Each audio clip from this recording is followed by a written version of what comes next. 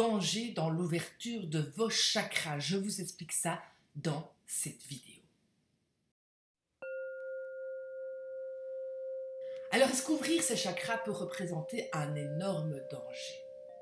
Il faut savoir qu'effectivement, on peut avoir certains déséquilibres quand on ouvre les chakras de façon trop intense. À la fois, un déséquilibre énergétique, étant donné que quand on ouvre un chakra, on va interagir sur le corps physique, sur le corps mental, sur le corps émotionnel et sur le corps spirituel. Et donc, parfois, il faut le temps de rééquilibrer, de réharmoniser toutes ces enveloppes énergétiques qui ont été peut-être chahutées, déstabilisées, comme quand on remue un lac et puis qu'il faut le temps de réinfuser, de reposer à l'intérieur.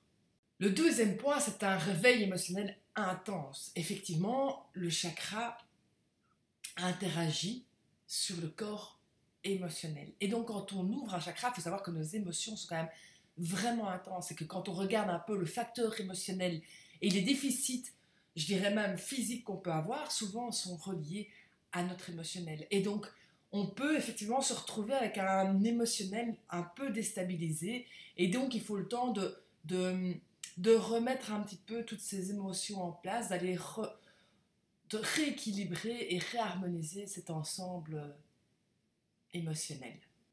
Il faut prendre le temps aussi.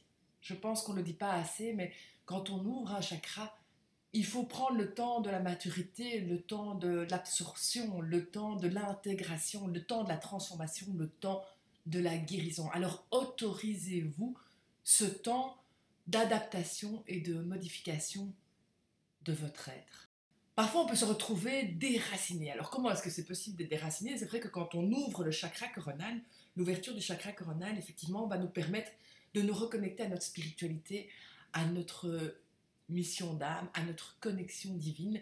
Et quand on a le chakra coronal qui est trop ouvert, on peut parfois se ressentir dans les nuages ou avoir l'impression d'être en dissonance ou dysphasé ou difficulté de se concentrer. Donc le but, c'est vraiment d'aller revenir justement à son enracinement, à cette force de vie pour aller rééquilibrer en fait toute son enveloppe énergétique. Important à noter, les dangers sont souvent temporaires, c'est-à-dire que oui, vous allez peut-être avoir des bouleversements, c'est-à-dire que vous allez être bousculé dans vos émotions, dans votre champ énergétique, dans votre perception, mais tout ça est temporaire, tout ça est en mouvement, tout ça est un chemin de guérison.